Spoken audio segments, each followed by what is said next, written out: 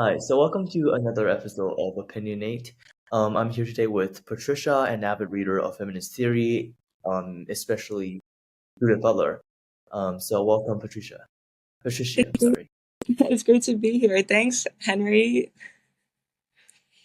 Yeah, so today we're going to talk about gender and gender abolition, and its difference with sort of like race and race abolition.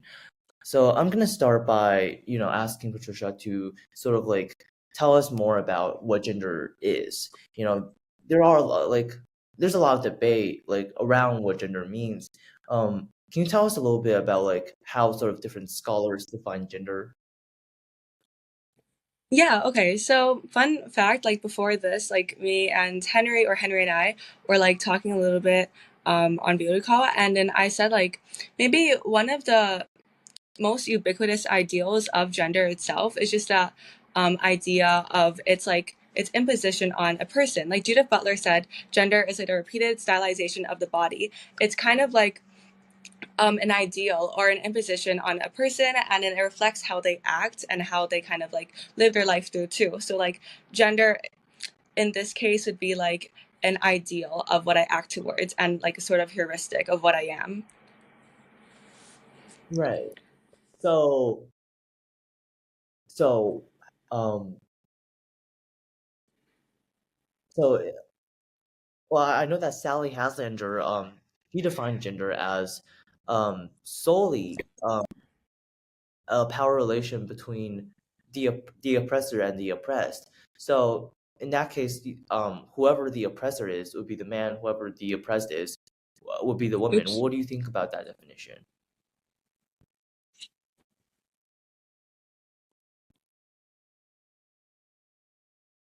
Hello.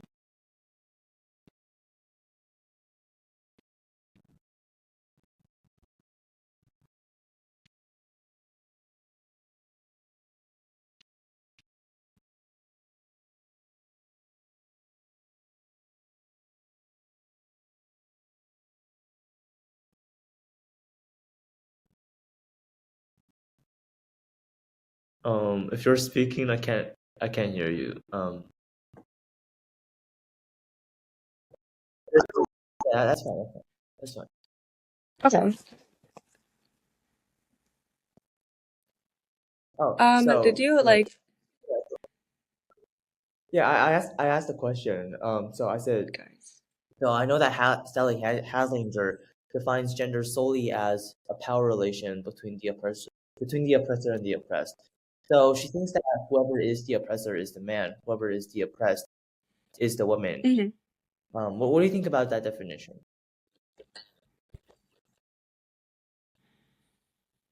Um, Wait, pardon, can you repeat that? Like my Wi-Fi is really weird. Oh, okay. So Sally Haslinger defines gender as simply a power relation between the oppressor and the oppressed. So she thinks that whoever is hmm the oppressor is the man, whoever is the oppressed is the woman. So what do you think about this definition?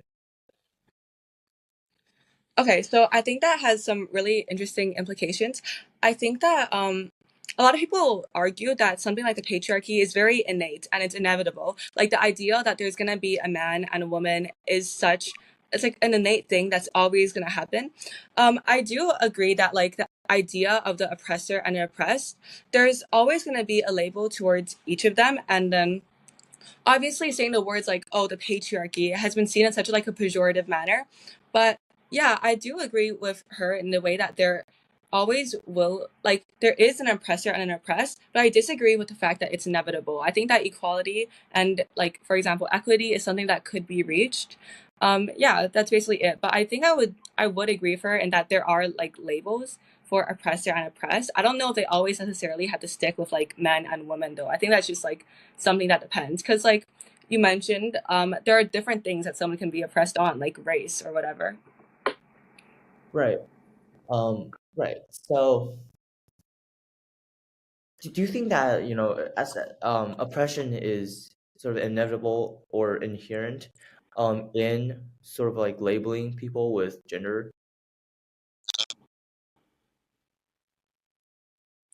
um Yeah, I think that as long as there is an idea of a man and a woman, and there's ideas of masculinity and femininity, the idea that, like, for example, femininity is so much like insuperior to masculinity, that would create a sort of like power divide, obviously, and that would lead to oppression.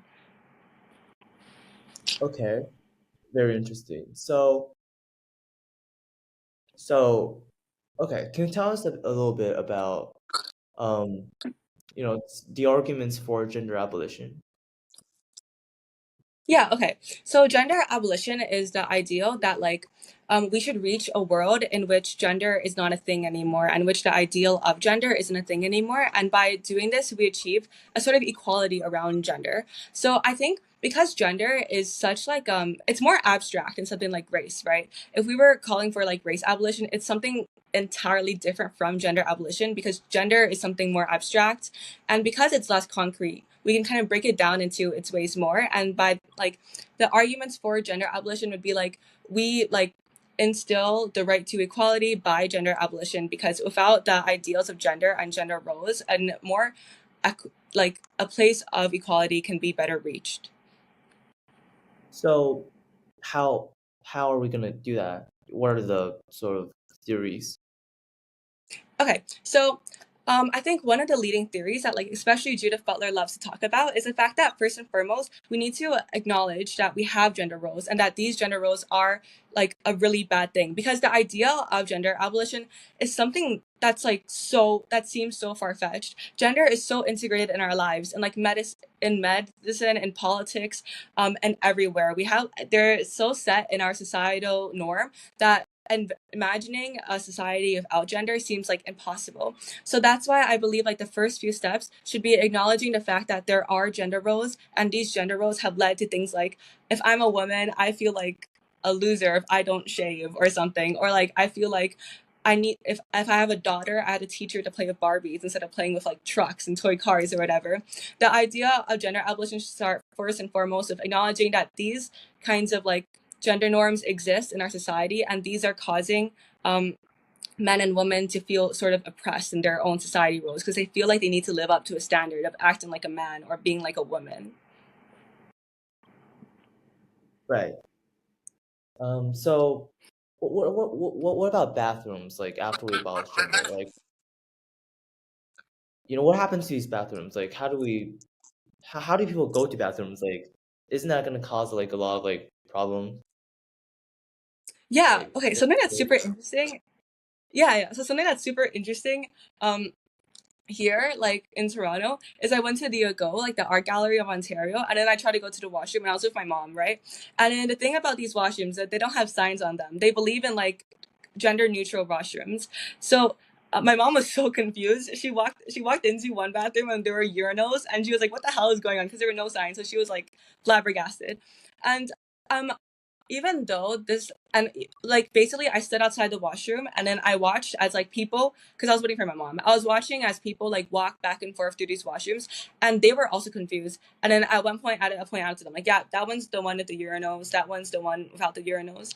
And I think that this idea of like washrooms in the future of gender abolition is kind of like that, because it's already being implemented in place. That I The problem lies mostly with people that like are so used to the idea of a female washroom and like and a male washroom, that they'll like definitely really get confused of this. But I think if we implemented something in the long term, it'll be more like ubiquitous, especially seeing as it's already like a thing now. And gender, like I have a gender neutral washroom at my school. These things are becoming more and more common, and the more and more we implement them, we can like kind of expose them to society as if like in the future.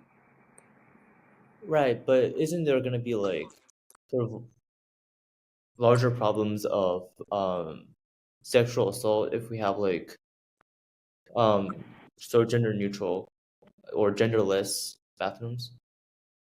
Yeah, like the worry here is that like if I guess like the worry, I think the thing here is that in the future, without like the ideals of gender, sexual assault as a thing would be kind of like would be dealt in with a different way, because without an idea of gender, the biological terms of like men and women would be inherently different.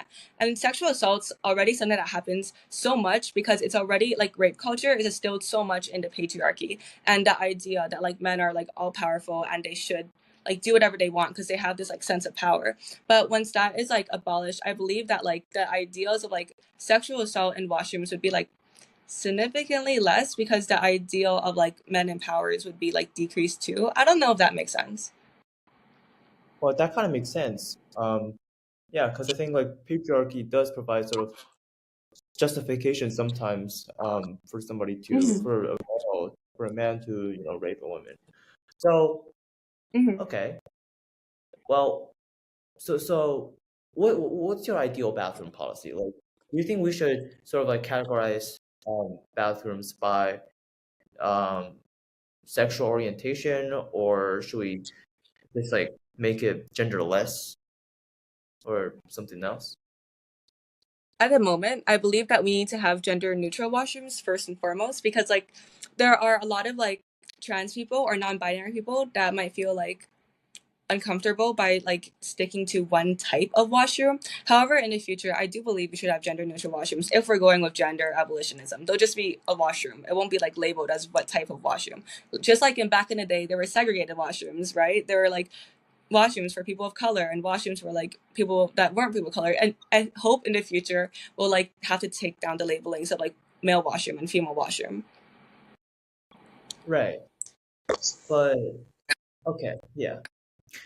So yeah, speaking of trans people, is gender abolition Mhm. going to like infringe on their identity? Um, so Yeah, that's such yeah. like an interesting argument. Yeah. No, I understand where you're coming from. That is such an interesting argument because, like, before when I was researching gender abolitionism, um, there was an argument that like gender abolitionism is going to cause the genocide of trans people, and then like I thought that was really interesting because I definitely don't know how to agree with it. I think especially like Judith Butler says, like for example, drag is like why is my phone ringing? Okay, like drag is like a performance to people, and gender is also sort of like a performance. I believe that without the ideals of gender, people can just express themselves the way they want to be, rather Uh, than I don't think it would, because the idea of gender doesn't exist. The idea of like a man wanting to be a woman or a woman wanting to be a man won't necessarily. Oh, okay, sorry. sorry, like I didn't hear you like since Judith Butler. Like you said, Wait, Judith can you hear Butler me said now? something. Sort of. Wait, And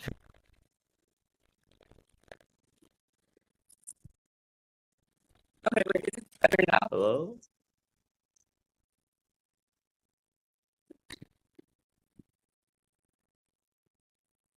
hello.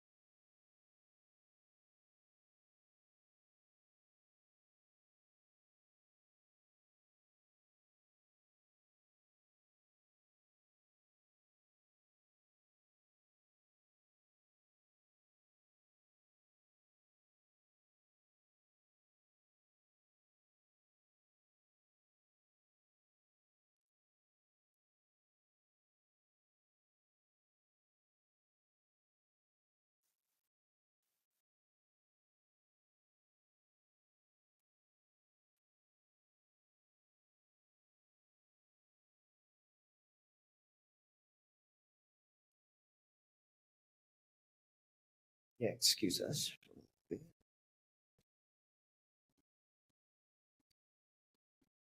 So, well, I guess the questions right now is to think about, what gender abolition entails for trans people. Um, what is sort of the trans experience? And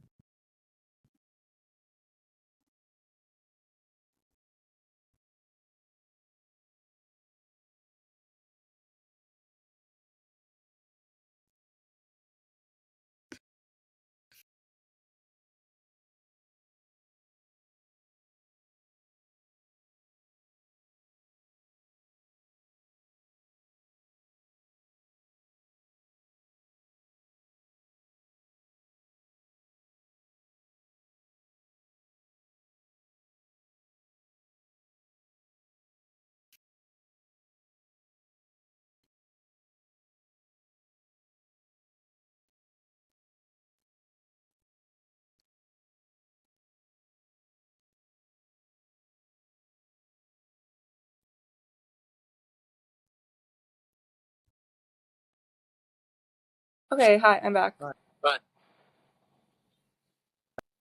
Sorry, I think Can you hear me? something happened. Yeah, I can hear you. Can you hear me? Oh, wait, are you muted? No, you're No. not muted. Okay, But I am I can hear good you now? though. You can't or you can?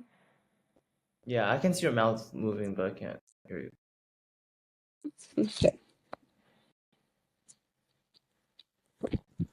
Can you hear me?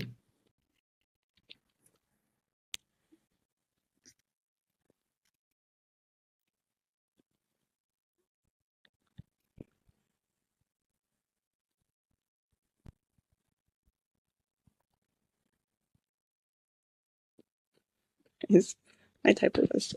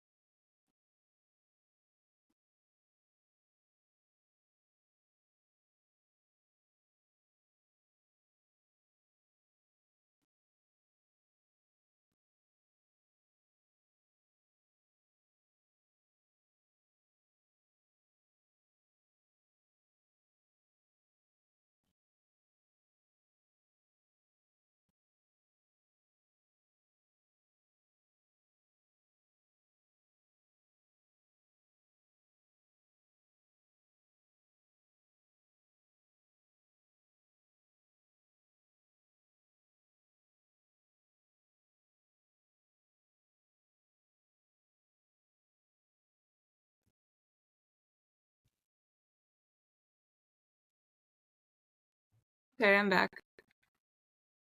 Hello? I'm back. Can you hear me now, or am I still I still like can't bad? hear you. Uh, are you sure you're not muted? Or you're using the right microphone?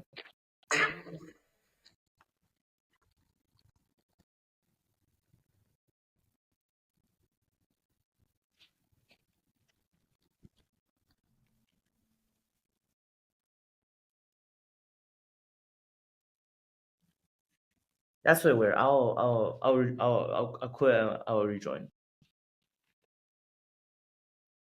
Uh,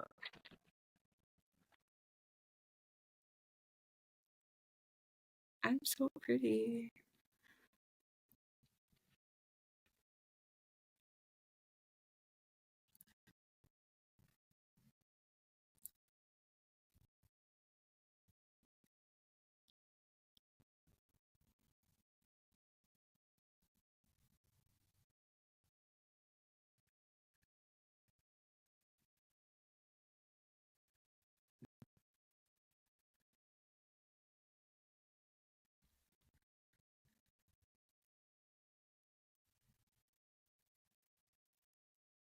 hello? Hi. Can you hear me now? I still can't hear you. That's really weird. God. Um. Oops.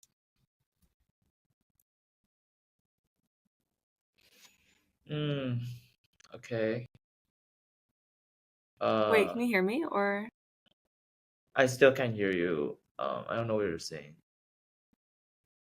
okay, 1 second.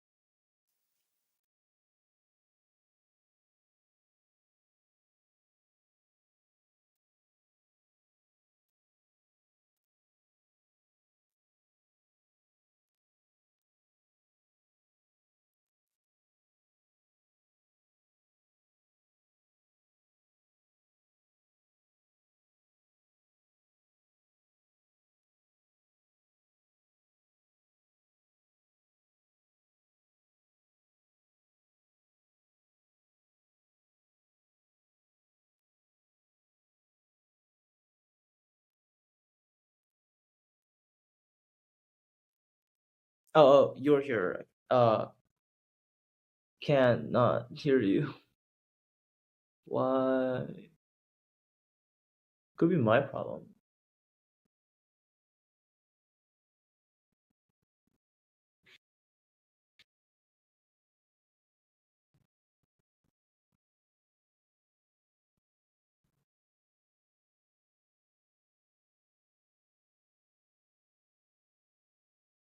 Still can't hear you.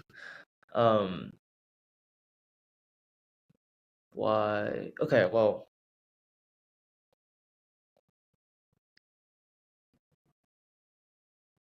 okay. Do you mind if we? I don't know. This is so complicated. What do you think,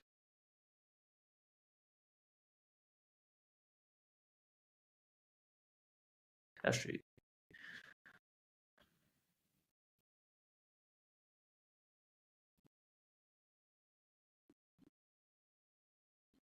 Oh, okay. That'd be really good if you can do that. No, that's okay. That's okay. Thank you.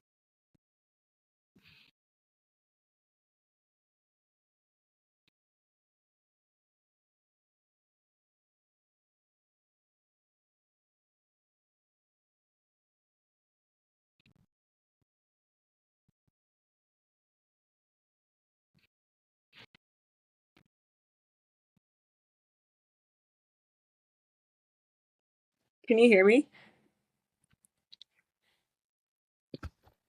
Wait, can you hear me? Girl, wait, Henry, can you hear me?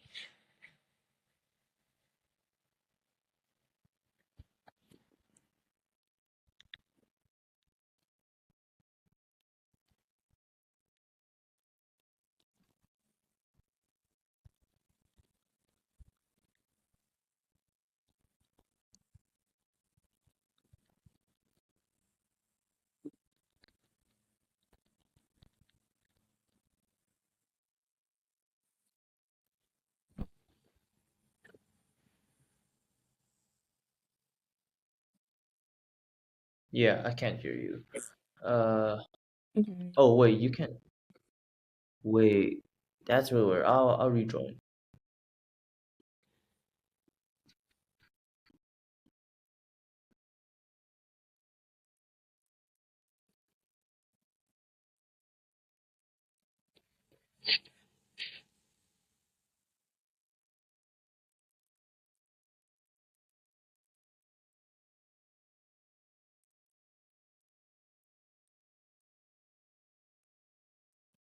Um, Oh wait, I can hear you right now. Yeah, yeah, yeah. I could. Wait, you can hear me? Yeah, yeah, yeah. Okay, great. Sorry, Okay. this is so No, complicated. I think that might be my bad. Something with the speaker, I think. Okay. Okay, so we were speaking about bathrooms and like I just thought that like but sort of by asking the question like about infringing trans people's right, we're sort of like we're sort of like not being trans blind because this is gonna infringe on everyone's racial I mean gender identity, right? It's not just like it's gonna infringe on trans people's gender identity, it's also gonna infringe on like my gender identity, like if I'm not trans. Um so well let me ask you about sort of what you think about the ethics of revolution. You know, in a sort of a normal like conception of revolution, like you know, some a group of people do something without the consent of some other group of people to achieve some purpose of like reform, but that's going to cause some people to sort of be injured or some people to die. So, what do you think about the ethics of revolution? When is a revolution sort of justified, and if it ever is?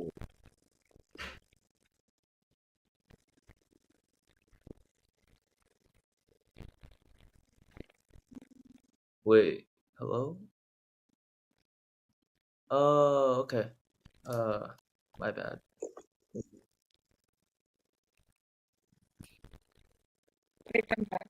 Hello? What? I cannot hear you anymore.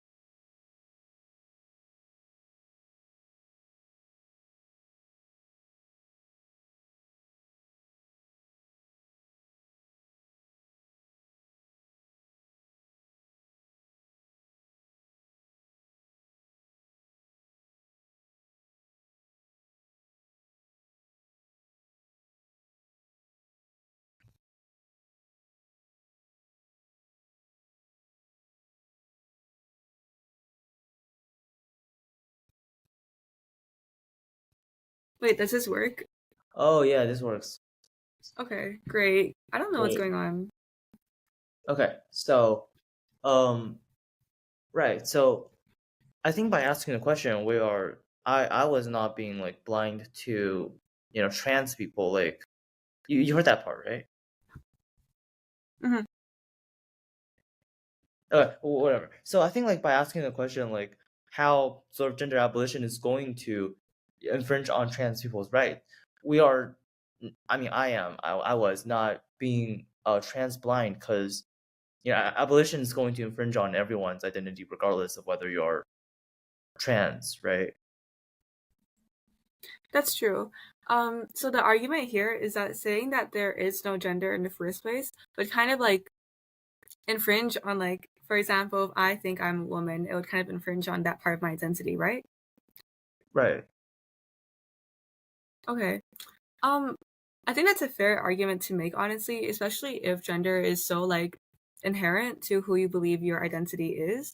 However, I think the argument in my perspective is that like by arguing the deconstructionism of gender itself, we sort of argue towards like a greater good of something, and that like it technically wouldn't, like, in an ideal world where gender isn't a thing anymore, you could still express yourself in a certain way. We can like when you're expressing yourself as a woman, there'd be like certain attributes or traits or something. You could still express yourself in a certain way. There just wouldn't be a label to it like a man or woman. It would just be like a personal preference of what you want to do, I guess. And there wouldn't be any like, because the problem with like gender as itself is that there's a pejorative. There's a pejorative in being a woman because people will always assume things like you're weak or something really stupid, or like you cook a lot, something really dumb. But like the idea of gender abolition is that we can like say that these things don't exist anymore. These kind of like stereotypes don't exist anymore. And from that, you could build your own identity from ground up using whatever you want. So, what do you think will be the real life implications of gender abolition? For example, on fashion, on clothing, on these sort of traditionally um, gender sort of differentiated things. Yeah. So the thing is that in our modern, very capitalistic society, a lot of these things are already like very skewed. For example, you're talking about fashion in the fashion industry. For the sizing scale for women is so drastically different for the one for men in the terms of that like a woman's small varies greatly from store to store, and that makes it really hard to shop as a woman compared to like, and men also have their different kinds of like issues as well, or like so I think that like in a consumerist mindset, without that ideal of gender, things could still be you could still be able to buy certain products. I would argue that it would honestly be a little bit easier because for fashion and these things and stuff, these things would be androgynous. You could still express how you want to dress by buying the clothes you want to buy, but it would be a lot easier in the fact that like you could just like buy pants or whatever using how like men traditionally, like at least in Toronto or like Canada, men buy like their pants using like their inseam sizes or whatever. We could like apply that to everyone. They could just buy their jeans by like how long their legs are or something. It doesn't have to be something really complicated as women's fashion is now. I would argue that it's gonna be like a better thing with gender abolitionism. Hmm. So, do you think fashion now is sort of infiltrated with oppression? Like, is a Definitely. woman's clothing sort of like a product of gender oppression, like their style and stuff, I guess. Definitely. With everything that like with all the commodities we buy, a lot of it deals with the fact that specifically these corporations want to make money. So they'll find whatever it is. Like shaving wasn't a tradition for women until razor companies decided they weren't making enough sales. So they got to start doing something. So they start shaming women for not shaving to start making them buy more products. That also goes to fashion too. Like women's pockets, we barely have any pockets in our pants and dresses until very recently. Then I started noticing that stores actually put pockets on like women's things. But like because we didn't have pockets, we had to go out and we also had to buy a purse and things like that. So I think that a lot of the commodities that women have to buy are specifically designed so that like they would so that it's tougher for us or whatever compared to like I don't know for men example. Hmm. So, okay. Now, what do you think about the ethics of revolution? Because I mean, gender abolition is in some sense a revolution because the end here is some type of reform, and the means here necessarily will involve the infringement of some people's identity without their prior consent, as with other revolutions in history. So, what do you think? when is revolution justified, if ever? Honestly, I haven't really thought about revolutionary politics as a whole. I will say though that with something as abstract as gender abolition, it's really more something that we have to build towards. Because if we start abolishing gender right now, there's going to be like a full out war or something. Like, not everyone's going to be open to the idea of it. So that's why we have to start building more notices of things that like what is like the ideal of gender norms and what have they done for us. Because like with the topic of revolution, I know that people like Marx and Engels have talked about it a lot, and I do think that it is a really important thing if need be. Um, like for example, that like the revolution against like capitalism is something very different from gender abolition in that it's like more like radical, and it's something that's like that will be born just because of the constant oppression of like the lower class people and like the classism. For gender abolition, I think that there first of all needs to be a wider spread knowledge on what it is specifically first, because the there's such like a negative view of being labeled as like a feminist. Like if you go out and be like, oh, I'm such a feminist, people look at you like, what? Like there's like saying you're a feminist isn't looked upon in the right way. So we gotta like first acknowledge like the difficulties of gender norms, and from there we can like acknowledge gender abolitionism. I'm honestly like open to hearing any of your ideas for revolution because I specifically don't know a lot about that topic. Well, I'm not sure either. I just thought of the question. Yeah, Well, yeah, for sure. I mean, like, I feel like this sort of goes into rational expectation in society. Like, I mean, it's okay to drive a car, right? It's okay to drive a car, even though some people, even though it is going to more likely harm somebody compared to walking, I guess. Well, if you want to go somewhere, driving a car is more dangerous for others than if you walk. But it's still okay because society just consents. So there's this sort of like um, societal contract right here, like about what things you can do, what things you cannot do. And I think that is sort of like the nature of ethics. I think it's just contracts. So I feel like if most people think that if society thinks that revolution is okay, in this case, I mean not in this case, but well, yeah, revolution. If revolution is okay in this case, revolution's okay.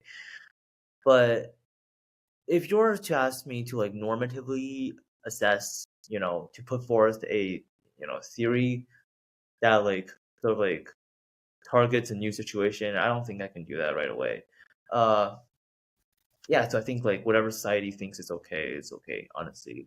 So I think revolution's probably okay because given how past revolutions work, um, yeah, Yeah, for sure. I really liked your metaphor with like the car thing. I think it's like telling. right. So, yeah, is it possible for you to like sort of connect gender abolition with sort of like some theories? Because like I heard you say like deconstruction, so I thought of Derrida. Like, is there any possible connection between the two? Yeah. Yeah. Yeah, So can you tell us Derrida about it? has like the concept of deconstructionism. Yeah, yeah. I honestly I need to read more Derrida because I'm like a very beginner in Derrida in of itself. But I found his like theories of deconstructionism really interesting pertaining to feminism. He has this idea called mise en abîme, which translates from French to placement into the abyss. And then his idea is that like the more we try to represent ourselves, like the least fully represented we are, because we place like all of our like expectations into this abyss or of some sorts, and by acknowledging how much effort we place into this abyss, we can only acknowledge how like fruitless these attempts have been. So like there's like a feminist writer that Diane Elam, I believe is her last name. I know his first name is Elam, and she like twisted the idea of mise en abîme into miss on a beam for a feminist term. And then basically her idea like pertaining to feminism is that like by saying by calling like some issues women's issues or like feminist issues, we place this idea that there is such a thing as like being a good feminist versus being a bad feminist. And then the good feminist is always someone that's going to look for like the women's issues or whatever. And then with the mise en abîme, she's basically saying that like for like feminism as a cause, we always like the more we try to fight for feminism, the more we recognize our failures in feminism because we're placing these things into a sort of abyss of sorts, and we're looking at our own failures inside the abyss. It kind of reminds me of that thing Nietzsche said that was like, you stare into the abyss and it stares back at you, even though Nietzsche's is more like depressing, but this is also fairly depressing. So can you explain to us a little bit like more about what deconstruction is? Yeah. So honestly, from my interpretation of it, Derrida's deconstructionism has very much to do so as like of the binary components of our language, and he argues that like a word at one specific time in our language can vary greatly from what we like mean at another specific time in language, because words obviously can take on different meaning. And like for example, the words feminist, right? You can say like I'm a feminist to a group of people, and they'll look at you like you're so brave, and you can say I'm a feminist to a group of like people, and they'll look at you like, ew, I hate feminists. But like more of that in a broader sense, it's like words can take on different like meanings if you use them in different ways and throughout different times and century. They can mean different things. Like this is a really embarrassing example, but like my friend, when we were talking about deconstructionism, once told me like the word bad, right? You can say like, oh, like that person is so bad, and then bad would mean like they're so attractive, but obviously bad means another thing, and it means like awful or terrible. So yeah, Derrida kind of like argues that like language is like this thing that flows and can be translated to different meanings. So what's the difference between, or like the relationship, if there's any, between uh deconstructionalism and post-structuralism? And pardon? Oh, and post-structuralism. I have no idea what post-structuralism actually like the Oh, definition of it means. okay. I have no idea either, but okay. Okay. So, well then let's talk about the difference between gender and race. So, um, Okay. what is race? Like, how do you define race? Yeah, how do you define race? Honestly, I think it's very like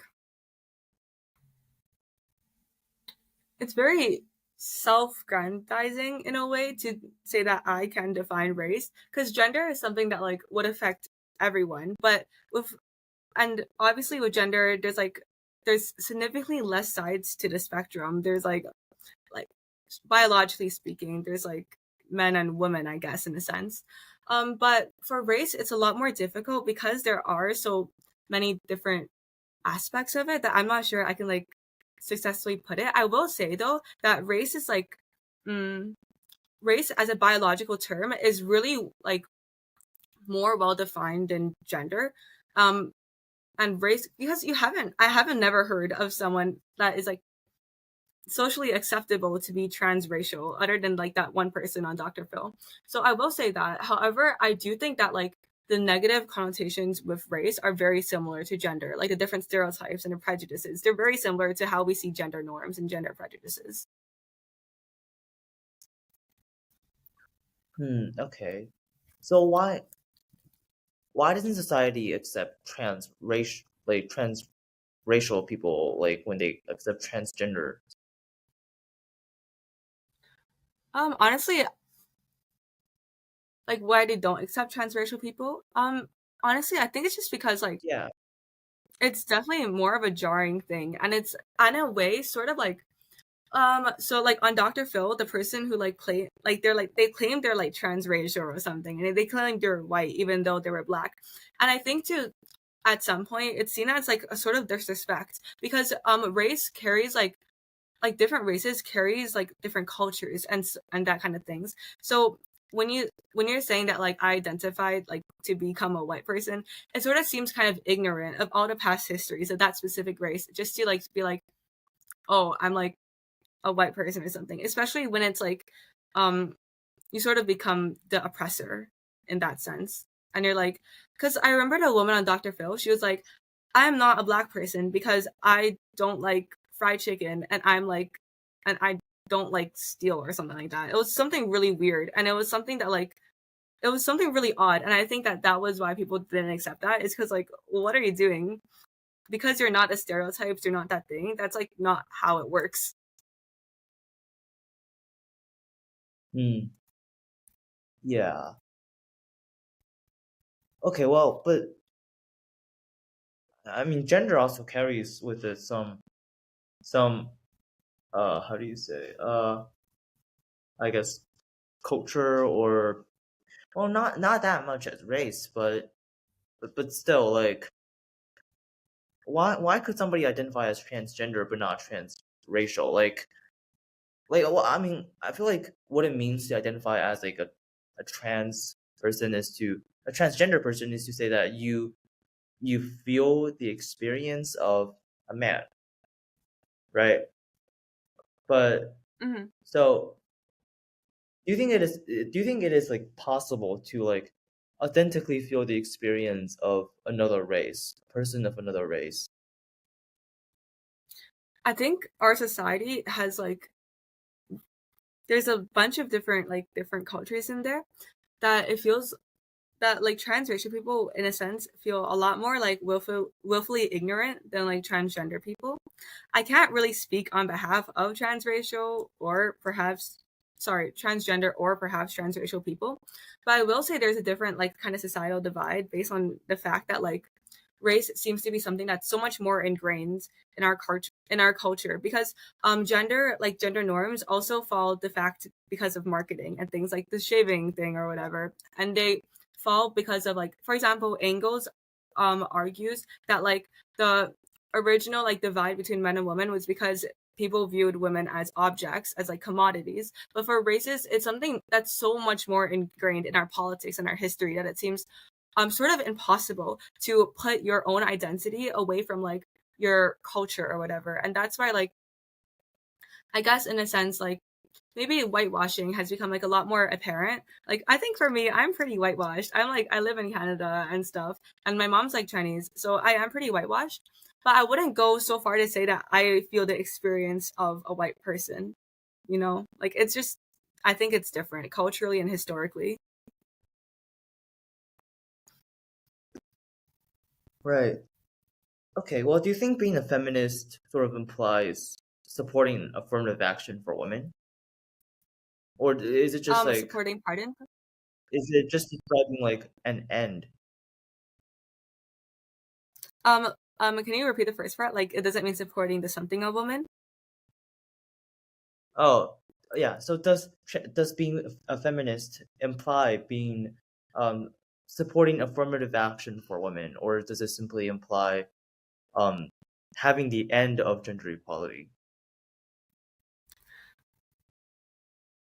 I think feminism as a term varies greatly throughout different people and what it means to them. For me personally, I think I would advocate more for gender equality.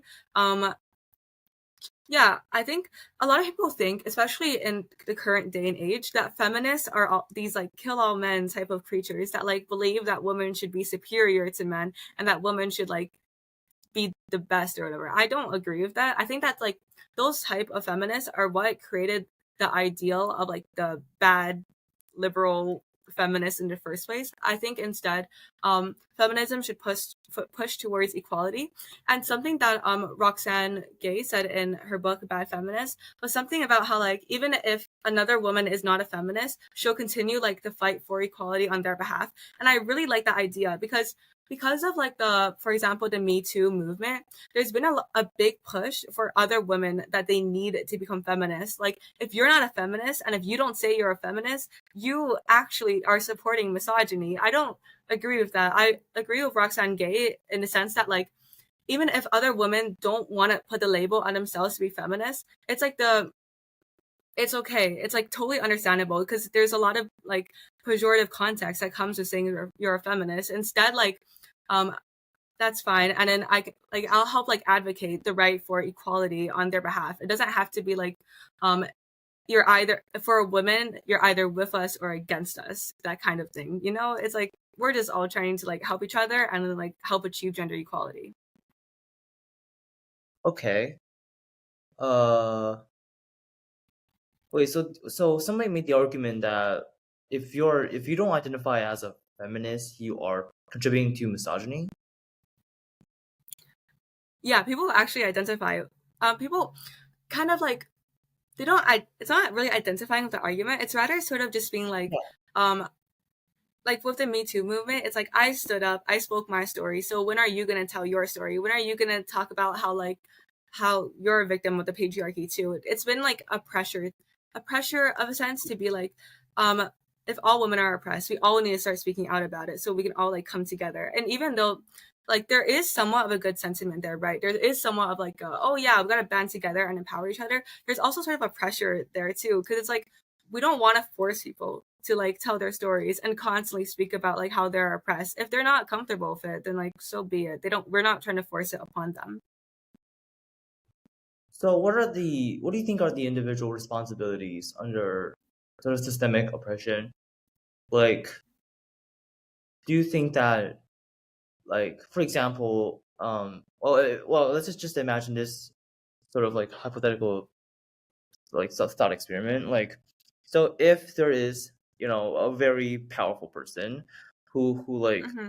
points a gun to another person's head and says like, if you don't like put some other person at gunpoint, that is like to put your gun like on the head of some other people and like um threaten them to do the same. um I mean, that is sort of a systemic oppression, right? So if there's this person who oppresses this person who oppresses this person, like by pointing guns. So, and if the oppressed does not sort of put another person at gunpoint, he'll be shot. Let's just put it that way. He'll be shot. Um, so do you think there is a responsibility for the individual to not put another person at gunpoint? I think that when someone points a gun at you, your only options aren't just point another gun or get shot. There's like 102 other things you can do. Like, and that's like a quote from the show Suits.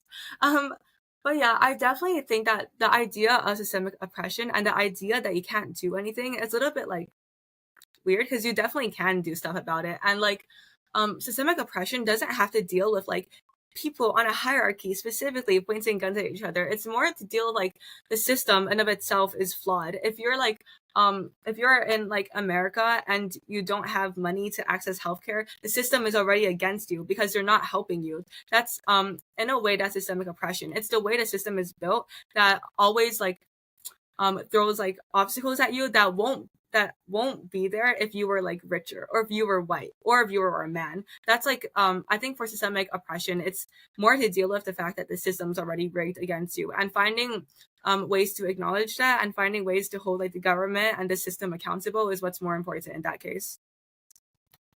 Right. So if I don't rebel against the system, am I contributing to the oppression of some other person? Honestly, I think the most important fact is like educating yourself because although there is the idea that's like a bystander is just as bad as the perpetrator, that's only true if it's like something like you're seeing a gross injustice that's being carried out right in front of your eyes, like the things that are happening in Gaza right now. If you like stand idly by and you don't make your voice heard, then in some way it is contributing because you're kind of falling into the system of things. You're falling into the system of like objects that is like that relies on you not speaking your voice. But I do agree that for a lot of people, it's like not viable to be like a big activist because of like what they prefer or something or if harm comes to them because it's not like I guess it's not like easy to be like always speaking out against things because it does put you at great risk too. I think there has to be some sort of like balance probably, because like yeah, I don't know, this is a tough question, but I do think that like the responsibility that we hold to ourselves and to society isn't really like completely clear cut. Okay. Yeah. Okay. Well, that sort of wraps up my questions. Do you have any things you want to discuss? I mean, I'm good. I would like to know that, like, do you have it, like, what were your thoughts? Like, do you think you agreed with me at some point? Do you think you disagreed? How did you feel? I mean, I felt fine. I probably agreed with like everything you said. Like yeah, because I'm not really good at thinking like on the spot. So Hmm. yeah, Okay. I mean, thank you. It was like yeah. Thank really you. like thought provoking, the questions that you asked. Well, I'm glad that it's so. Okay, well then I'll see you. I don't know. I'll see you somewhere. I guess maybe. Okay. Thank you. Thank you. See you. Thank you. See you.